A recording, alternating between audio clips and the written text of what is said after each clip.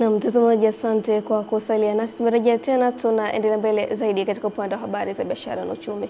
Wafanyabiashara wa mkoa wa Mbeya wamesema uongozi wa serikali ya awamu ya 6 chini ya Rais Daktari Samia Suluhu Hassan umeweka mazingira wezeshi ya biashara ambayo yamepelekea wafanyabiashara waliokuwa wakikimbilia nchi jirani kurejea nchini na kuongeza uwekezaji katika mkoa huo. Rose Chapewa anatueleza zaidi.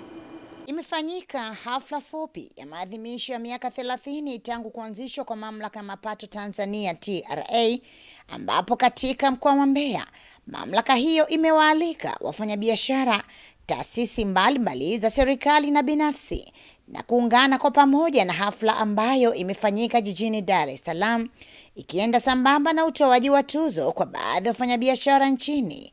Ndipo wafanyabiashara wakaeleza utendaji wa kibiashara ulivyo kwa sasa. Leo ninaona na kuendelea kuangalia mji wetu ambao unabadilika kwa kasi kubwa ajabu. Watu wanaendelea kujenga magorofa, watu wanaendelea kuwekeza, biashara zimeshamiri. Hii yote ni juhudi kubwa ambayo imefanywa chini ya uongozi wa rais wetu Samia Suluhu Hassan. Hafla hii imeongozwa na mkuu wa mkoa wa Mbeya Beno Malisa, na ameshauri TRA iongeze zaidi elimu ya kodi. Mkoa wa Mbeya tuna task force nyingi zinazopambana na tuna mianya mingi ya mpaka.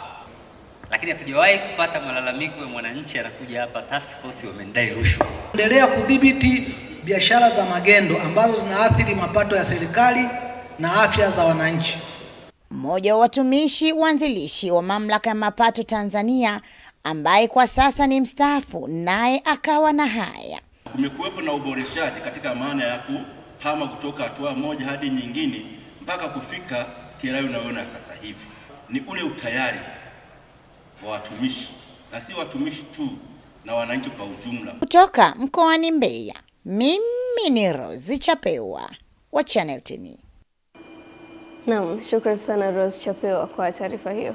Mamlaka ya Mapato TRA mkoa wa Mtwara imeeleza kuwa katika mwaka wa fedha 2024 hadi 2025 ilipangiwa kukusanya shilingi bilioni 152 na kufanikiwa kukusanya bilioni 237, na mwaka wa fedha 2025 hadi 2026 ilipangiwa kukusanya bilioni 258 na kufanikiwa kukusanya bilioni 272, hali ambayo inaonyesha uchumi wa mkoa wa Mtwara unazidi kuimarika na kukua kwa kasi. Mwandishi wetu Adam Malima kutoka mkoani Mtwara anatueleza zaidi. Kaimu meneja wa TRA mkoa wa Mtwara Daniel Katamboi ameeleza mafanikio hayo ya ukusanyaji na kukua kwa uchumi wa Mtwara katika hafla ya utoaji tuzo kwa mlipa kodi na ushuru kwa mwaka wa fedha 2024/25. TRA mkoa wa Mtwara ilipangiwa kukusanya kiasi cha bilioni 152 na hadi kufikia mwisho wa mwaka tulikuwa tumefanikiwa kukusanya shilingi bilioni 237 ambaye ni sawasawa na 156%. Aidha, mkuu wa mkoa wa Mtwara Kanali Donald Msengi ameeleza kuwa serikali ya mkoa itaendelea kuimarisha mazingira bora ya biashara na uwekezaji ili kuchochea kasi ya uchumi.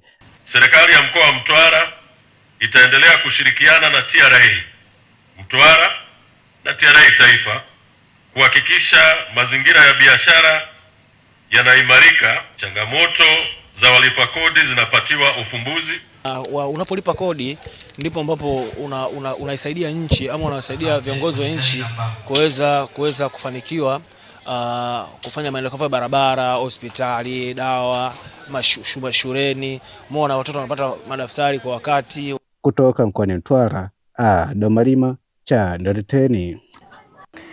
Haya, ili kuwawezesha Watanzania kufikia masoko ya kimataifa yanayohitaji mitaji mikubwa, Bank of Africa wamezindua rasmi kadi iliyounganishwa kimataifa ili iwe mwarobaini kwa wateja wanaohitaji. Akizungumza katika uzinduzi huo uliofanyika jijini Dar es Salaam, mkuu wa kitengo cha huduma za kidijitali wa Bank of Africa Lamek Mushi amesema kuwa kadi hiyo iliyozinduliwa leo inaweza kutumiwa ndani na nje ya nchi kwa zaidi ya nchi 150 ulimwenguni kote. Kwa upande wake, mkuu wa kitengo cha wateja rejareja wa benki hiyo Asupya Nalingigwa amesema kuwa wamejikita zaidi kutafuta suluhu za matakwa ya wateja katika masuala ya kifedha ya kila siku. Tupate kusikiliza. Kadi hii unaweza ukaitumia mahali popote ndani na nje ya Tanzania, na pia kadi hii ni ya Visa, hii ikiwa na maana kwamba inakupa ulinzi mkubwa zaidi na unaotumia teknolojia za kisasa.